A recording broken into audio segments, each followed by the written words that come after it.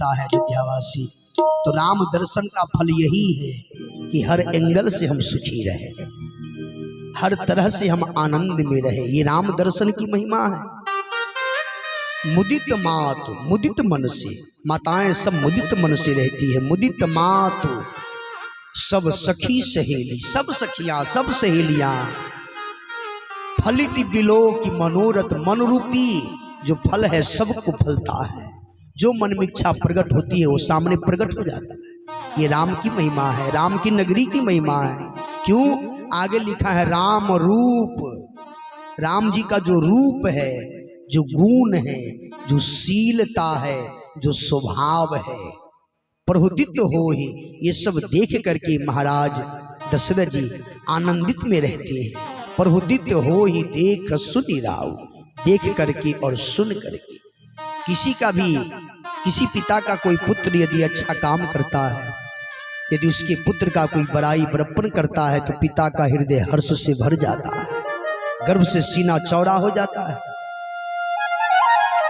इसलिए साहब यहीं से कथा तन लेती है मानस अयोध्या कांड का। अयोध्या कांड के धर्म कांड है, सुंदर प्यारा सा कांड। इस कांड में हमें शिक्षा देती है कि मानव का चार, बालापन, युवापन है ना, और वृद्धा, और चौथा है जैसे प्रौढ़ अवस्था। ये चार जो अवस्था है जीव का, इसमें चौथी अवस्था में हर जीव को चाहिए मानव को कि पुत्र को राजपाट सौंप दे और स्वयं को जो है सो भजन के लिए वन में निकल जाए।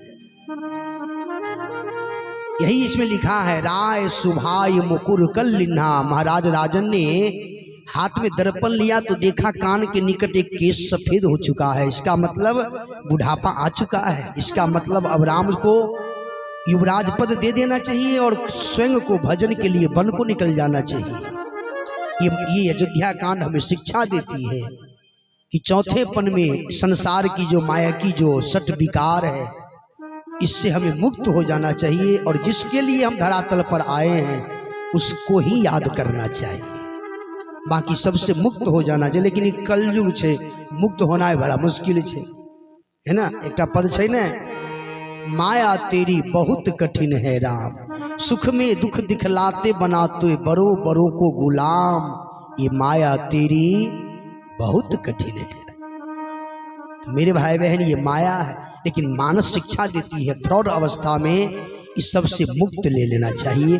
केवल हरि भजन, केवल हरि सिमरन, साधु संगत, बुद्ध पुरुष का संग, तीर्थ का सेवन, भजन कीर्तन इत्यादि करना, मानस गीता हनुमान चालीसा का पाठ करना, ये सब करना, ये मानस में शिक्षा देती है। और वही महाराज राजन दशरथ जी कर रहे हैं।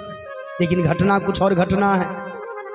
युवराज पद तो मिलना नहीं है, वनवास जाना है, घटना कहीं घटना घटी है साहब। इसलिए प्यारा सा संवाद है। राजन दशरथ जी ने क्या कहा, जे गुरु चरण, हे महाराज, हे गुरुवर, जो व्यक्ति गुरु चरण का रज का सेवन नित्य करता है उसको सब सुख मिलता है।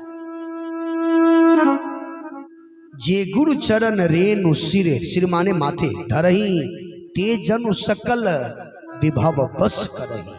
वो सारी संपत्ति को बटोर लेता है जो गुरु चरण का रज सिर पर धारण करता है। तो आपकी इच्छा से हमारी सारी मनोकामनाएं पूर्ण हो चुकी है। एक अभिलाषा है, क्या मेरे रहते ही राजा घोषित कर दिया जाए राम जी को, तो युवराज पद पर बैठा दिया जाए। तो हर चौपाई में यही लिखा है कि राजन जल्दी करे, जल्दी करे, विधि संयोग मनाए तो राम जी राजा बनेंगे। इसका मतलब राजा भी राम नहीं बनेंगे। इसलिए मेरे भाई बहन, प्यारा सा संवाद। तो कोई भी जीवन में घटना घटे, अब कोई जरूरी हो तो कहीं नहीं जाना चाहिए, गुरु के ही द्वार जाना चाहिए। दशरथ जी को बेटा नहीं हुआ तो गुरुद्वार गए, विवाह हुआ फिर गुरुद्वार गए, फिर युवराज पद देना है तो गुरुद्वार, गुरु के चरणों में गुरु का आश्रय करना चाहिए। गुरु में 5 तरह की निष्ठा होनी चाहिए। कई तरह की? 5 तरह की। गुरु में निष्ठा, ठीक है, गुरु वचनों में निष्ठा, और गुरु मंत्र में निष्ठा, और जो गुरु के आश्रित रहता है उसके प्रति निष्ठा।